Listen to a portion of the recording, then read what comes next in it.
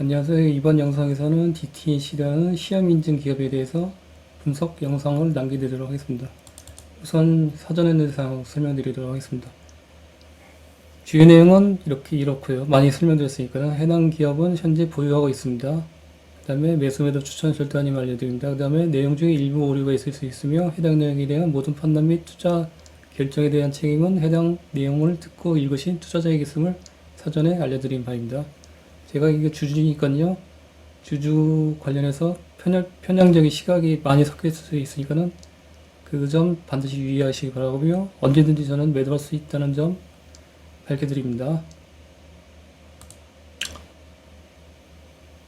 그럼 DTNC에 대해서 설명드리도록 하겠습니다.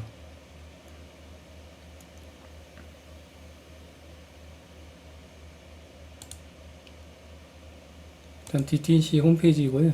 회사 소속의 CEO 인사만 잠깐 보시도록 하겠습니다. 박채규 대표이사님이 계시고, DTNC는 시험인증 기업입니다. 얼마 전에 HCT 설명드렸잖아요. HCT와 양대 산맥을 이루고 있는 국내 상장사 시험인증 쪽에 두 개 업체고, 매출 규모는 DTNC가 좀 큽니다. 그 다음에 사업 분야는 보시면은 전방 산업 전체적으로 많이 포함되어 들어오니까요. 정보통신, 산업용기기, 가전기기, 의료기기, 자동차, 원자력, 철도, 선박에 해당되는 시험 인증 기업입니다. HCT는 그 사업 분야가 시험 인증하고 그다음에 교종 쪽에 두 개가 있었잖아요. 근데 DTNC는 시험 인증 하나만 있습니다. 기력적인 사업량 설명드렸고요. 그다음에 일단 반기 보고서 잠깐 보시도록 하겠습니다. 일단 시작하기 전에 DTNC에 대한 리스크 먼저 하나 말씀드리도록 하겠습니다. 주식의 총수를 보면은 전체 주식 총수는 약 1150만 주고요. 전환사채를 최근에 발행해갖고 이전한 사채가 아직 250만 주 남아있습니다. 그러니까 한 전체 총 주식수의 6분의 1 정도 차지하겠죠. 그래서 이렇게 행사가 되면은 아마 한 6분의 1 정도 희석될 수 있는 EPS가, 그래서 주가가 하락할 수 있는 개연성이 높다, 그런 리스크가 있다, 전환사채가 많기 때문에 감안하시기 바랍니다. 본격적으로 DTNC에 대한 설명을 드리도록 하겠습니다. 이게 DTNC의 이제 매출액하고 이익이고요. 손익계산서. DTNC는 HCT와 같은 시험인증 기업이잖아요. 그때 HCT의 분석 영상에서 남겨드렸듯이 시험인증 기업의 특성은 뭐냐면은 한 3, 4년 주기로 막대한 캐펙스를 집행해야지만 기업의 영업활동을 진행할 수 있어요. 지속적으로. 왜냐면은 계속 전자기기나 아니면 시험인증 관련해서 새로운 업데이트를 해야 되거든요. 그렇기 때문에 새로운 설비나 아니면 증설이 꼭 반드시 필요합니다. 기업의 존속을 위해서는. 그래서 최근에 이제 HCT가 최근에 이제 매출액이 정체되고 이익이 이제 감소되는 그런 좀 안 좋은 국면으로 접어들었는데, 그거는 뭐냐면은 최근에 이제 HCT는 이제 막대한 캐펙스를 지표하는 사이클로 접어들었기 때문이에요. 그래서 비용단이 이제 많이 올라가면서 이익이 감소하는 그런 사이클로 들어섰고, 그것만 이제 지나면 HCT는 이제 과거에 또 다시 영광을 찾을 수 있겠죠. 반면에 DTNC는 3, 4년마다 캐펙스를 막대하게 지표한 게 아니라, 보시면은 이렇게 캐펙스 현금으로 피우거든요. 매년 그냥 막대한 캐펙스를 계속 집행했어요. 이렇게 보시면. 그러다가 점차 이제 최근에 이제 점차 잦아들고 있는데, 그러니까 FCF는 이렇게 계속 마이너스고, 그러니까 외부 자금 조달이 필요하니까 전환사채를 계속 발행했던 거죠. 그러면 주가는 어떻게 했겠네? 당연히 최근까지 신저점 계속 갱신했습니다. 제가 알기로는 DTNC 쪽에 오래전부터 계속 머물러 계시던 진성주주분들이 상당히 많으시거든요. 그래갖고 확인한 바로는 박재규 대표이사님에 대한 원망이 상당히 심했던 걸로 알고 있습니다. 여기 보시면 이제 주가는 아직 안 보여드리는데 신저가로 계속 지금 저점 부분에 있다고 보시면 되시고, 매출액은 계속 성장하는데, 이렇게 보시면은 매출액은 계속 성장하는데 17년 이후에 막대한 캐펙스를 집행해서 신규 사업을 계속 펼칩니다. 그러면서 캐펙스가 늘어나니까는 비용들이 늘어나니까는 이익에서는 계속 침해가 되겠죠. 그래서 적자가 계속 발생하는 거예요. 특히 20년 3분기 이후에 5개 분기 연속 적자 발생했죠. 이거 주가는 뭐 처참했겠죠. 이때 당시에. 그러다가 21년 4분기에 갑자기 턴어라운드를 한번 했어요. 그래갖고 주가 잠시 튀었고 다시 22년 1분기에 적자 시험. 그래서 신저가 다시 경신. 그러다가 오늘 실적 발표됐는데 영업이 다시 흑자로 돌아섰습니다. 턴어라운드. 이런 스토리가 있고요. 그 다음에 시험 인증 기업 같은 경우에 HCT나 DTC 모두 4분기가 매해 4분기가 이렇게 최상승입니다. 최상승. 왜냐면은 주력 시험 인증 매출이 전자기기 쪽에서 발생되거든요. 두 기업 다 모두. 그래서 전자기기는 보통 삼성전자나 LG전자는 그 매해 연말에 신규 전자제품을 출시하는 그런 성향이 있어요. 그렇기 때문에 그때마다 이게 시험 인증을 해줘야 되거든요. 그래서 매해 4분기가 최상승입니다. 그래서 4분기 이런 최상승의 매출을 감안하고 이것들을 배제시킨 채로 17년 1분기부터 이렇게 실적을 보면요. 꾸준하게 성장한 것을 보실 수 있잖아요. 그리고 최상승이 각각 연도의 4분기를 배제시킨다면 실질적으로 22년 2분기는 역대 최대 매출액을 기록한 분기로 기록할 수 있습니다. 그래서 개인적으로 좀 유의미하게 바라볼 수 있었고 투자를 하게 된 거고요. 이익 측면에서도 이제 턴어라운드 이제 확실하게 했다고 생각합니다. 개인적으로는요. 그래서 이제 적자는 나오는 구간은 많이 벗어났다 이렇게 판단할 수 있습니다. 물론 이게 사견이고 틀릴 가능성 높고요. OPM도 보시면은 이게 마이너스 적자니까 계속 마이너스 OPM 됐다가 이렇게 들쑥날쑥해서 이제 간신히 6%대 이제 올라섰잖아요. DPM하고 판관비율 보도록 하겠습니다. 해당 기업은 그 비용의 성격을 분류해보시면은 감가상각비하고 급여가 가장 높은 비중 차지하는 고정비용 성격의 기업이고 GPM 이제 주황색인데 보시면 과거에 40%대를 유지하다가 30%대로 하락했다가 20%, 18%까지 하락했네요. 최저점은. 그러다가 최근에 다시 올라가서다가 22년 2분기에 이제 30%대로 이렇게 유지되고 있습니다. 사회는 그것 때문이겠죠. 감가상각비. 막대한 캐펙스가 계속 집행됐으니까는. 그리고 판관비율을 보시면은 이렇게 회색선이고요. 이렇게 장기간 박스권 유지되다가 최근에 이렇게 하향 추세되는 하향 추세로 이렇게 움직이는 양호한 모습을 보실 수 있으십니다. 이것도 투자 포인트가 되겠죠. 감소하는 비용, 개선되는 비용.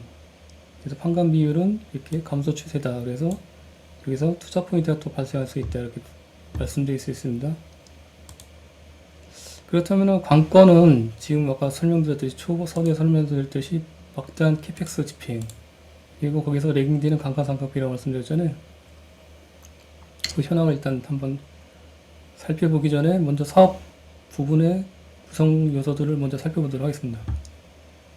서두에서 그 당초에는 그 전자기기 쪽이 주력 매출이라고 말씀드렸는데 전자기기 남색이거든요. 여기 보시면은 전자기기 매출이 계속 꾸준하게 나오다가 21년 1분기를 기점으로 푹 꺾여요. 그리고 이렇게 다시 조금씩 성장하다 다시 꺾이네 보니까요. 왜냐면은 21년 1분기에 LG전자, DTNC는 LG전자 쪽에 그 스마트폰하고 전자 가전제품 주력으로 시험 인정하거든요. 물론 다른 중소기업들도 많은데 메이저가 LG전자 쪽이에요. 그 LG전자가 21년에 그 스마트폰 사업을 접었잖아요. 그렇기 때문에 그때 시험 인증할 수 있는 주력 제품이 줄어들어갖고 이게 매출이 타격을 받은 거예요. 이쪽에서. 반면에 HCT는 삼성 쪽에 삼성량의 스마트폰하고 5G 기지국 쪽 주력이에요. 전자기기가. 그렇기 때문에 기존에는 이제 과거에는 DTNC보다는 HCT가 성장성이나 이익 측면에서 월등히 유리했었죠. DTNC는 LG 쪽이고 현재는 LG 쪽이 주력이고요. 가전제품은. 그다음에 현재는 HCD 삼성 쪽에다 주력이다 이렇게 생각하시면 되시죠. 근데 최근에는 매출 전체 총 매출에서 보면 DTC도 계속 성장했었잖아요. 그 사유는 뭐냐면은 여기 보시면은 바이오라고 있습니다. 바이오 하늘색 바이오를 18년부터 시작해서 꾸준하게 매출이 증가되잖아요. 그래서 21년 1분기 기점으로 주력 매출은 이제 전자기기는 빠지고 바이오가 주력 매출로 대체되는 거죠. 이렇게. 그래서 역대 최대 매출을 기록합니다. 이렇게.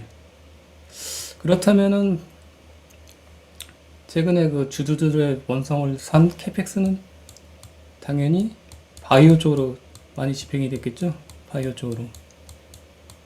최근에 HCT도 그 22년 상반기에 상반기가 아니라 6월 달인가 그때 바이오 쪽에 CRO 쪽으로 해갖고 시험 인증하는 새로 신사업을 진출했잖아요. 그거를 DTNC는 18년부터 진출해갖고 드디어 이제 성과를 보이기 시작하고 있는 한 해가 되는 겁니다. 지금요. 보시면요.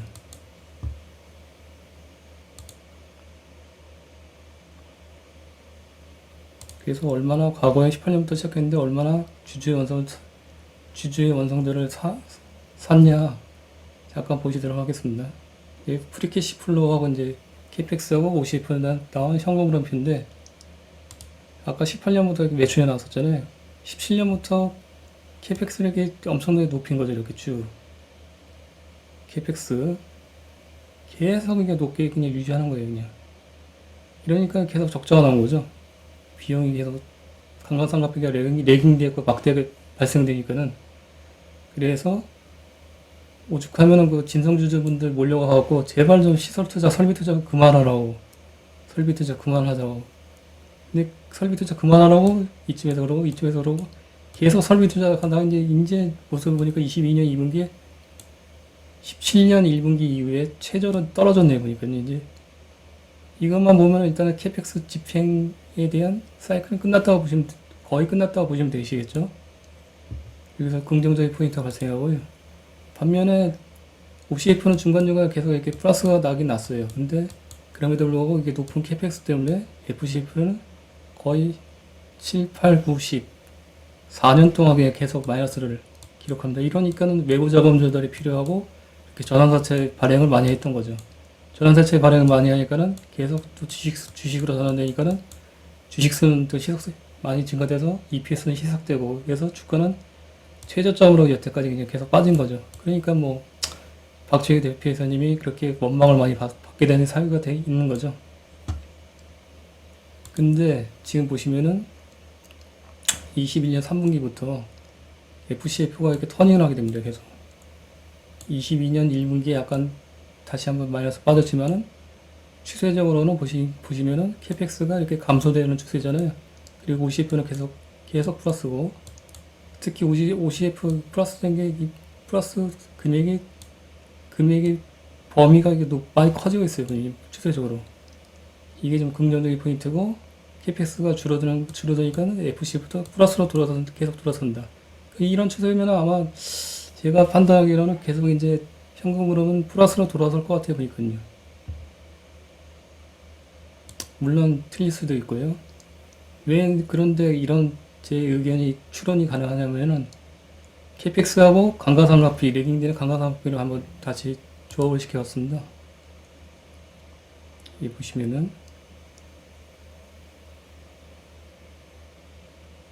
이 캐펙스고요. 이게 캐펙스가 감소되는 추세잖아요. 지금요. 그리고 보시면은 이때쯤에 적자가 계속 나왔었잖아요. 이게 지금 레깅돼서 발생하는 감가상각비입니다. 이게 이렇게 어마어마하게 계속 비용이 발생하니까는 적자가 계속 실현될 수밖에 없었겠죠. 근데 캐펙스가 점차 줄어드는 추세니까는 거기에 발맞춰서 감가상각비도 이렇게 감소되는 추세를 보이고 있습니다. 계속 그렇다면은 이 캐펙스도 줄어들고 있으니까 감가상각비도 결국에는 계속 분기별로 이렇게 떨어질 수밖에 없겠죠. 그러면은 이익이 앞으로 적자보다는 플러스 흑자가 발생됐을 가능성이 높겠죠. 그런 포인트로 해갖고 접근을 지금 저는 했고요. 또 하나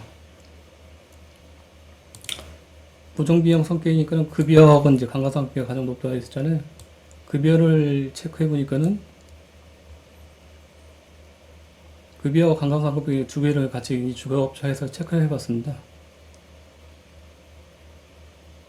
여기 보니까는 이렇게 증가되다가 정점을 찍고 하향 안정화 되는 추세를 보이고 있잖아요. 급여하고 감가상각비 조합, 이게 두 가지가 가장 많은 비중을 차지하고 있거든요. 그래서 비용 측면에서는 전반적으로 이제 감소 추세다. 시 측면에서. 그래서 매출액만 높게 계속 유지된다면, 성장성만 나온다면은 이익단도 계속 플러스로 유지될 수 있는 가능성이 있고, 현금흐름표도 캐펙스가 계속 감소 추세이기 때문에 OCF하고 FCF가 플러스로 계속 유지될 수 있는 그런 가능성이 높다, 이렇게 판단할 수 있습니다. 그럼 사업 부분에 대해서 한번 살펴보도록 하겠습니다. 이 계속 성장성이 나올 수 있는 추세가 가능한지. 실질적으로 그 DTNC는 원래는 전자기기 쪽이 주력이었다가 최근에 이제 바이오로 바뀌었다고 말씀드렸잖아요. 바이오 관련해서는 이제 두 개의 주력 종속기업이 있습니다. 하나는 DTN CRO고요. 여기 비임상 쪽이고요. 그 다음에 임상 쪽에 있는 DTN 사노메딕스 두 개인데, DTN 사노메딕스는 아직까지 보시면은 매출이나 이익 측면으로 리스크가 좀 있어요. 보시면요. 과거 대비에는 매출액이 좀 올라왔는데 다시 감소된 추세고, 특히 영업이익의 적자가 계속 지속되고 있습니다. 여기. 그래서 DTN 사노메딕스는 약간 좀 리스크 측면으로 바라봐야 될 종속기업이고요. 반면에 비임상 CRO 기업인 DTN CRO가 있습니다. 여기가 이제 핵심축이죠. 보시면요. 매출액의 성장이 상당합니다. 보시면요.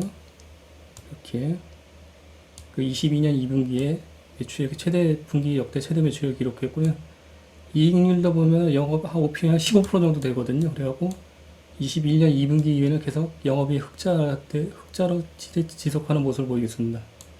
그래서 현재 이제 DTNC의 주력은 바이오 쪽이고, 바이오 CRO 쪽이고, 그 핵심은 DTN CRO다. 근데 지금 과거 추세를 보면은 현재까지 성장 추세가 계속 잘 진행되고 있다, 이렇게 판단할 수 있습니다. 최근에 그 뉴스 기사를 살펴보니까요,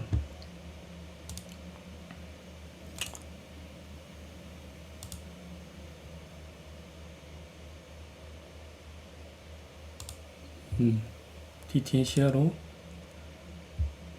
7월달 기사인데, DTN CRO 강자, DTN CRO 폭풍학살 코스닥 도전. 지금 코스닥 예비심사 청구를 했습니다. 그래갖고 연말에 코스닥 상장을 위해서 지금 이제 상장 예비심사 청구했고, 이제 심사 중이라고 하더라고 보니까요. 그래서 해당 기업이 상장만 되면은 좀 더 좋은 여건을 부여하지 않을까, 이렇게 생각하고 있습니다. 이래저래 지금 내부적으로 현금 흐름이나 아니면 그런 캐펙스나 매긴되는 감가상각비나 비용 측면에서 일단은 많이 감소되는 추세고, 그 핵심축인 DTN CRO는 연말 상장을 목표로 지금 상장 실질 심사를 이제 거치고 있다, 이렇게 보시면 되겠죠. 그래서 주가는 거의 신저점 부근에서 계속 장기간 머물러 있었고, 그렇기 때문에 투자 관점으로 접근했고요. 앞으로도 한번 계속 지켜볼 예정입니다. 주주분들 아무튼 마음고생 많이 하셨고, 앞으로 이제 좋은 일만 생길 수 있도록 기원 드립니다. 감사합니다.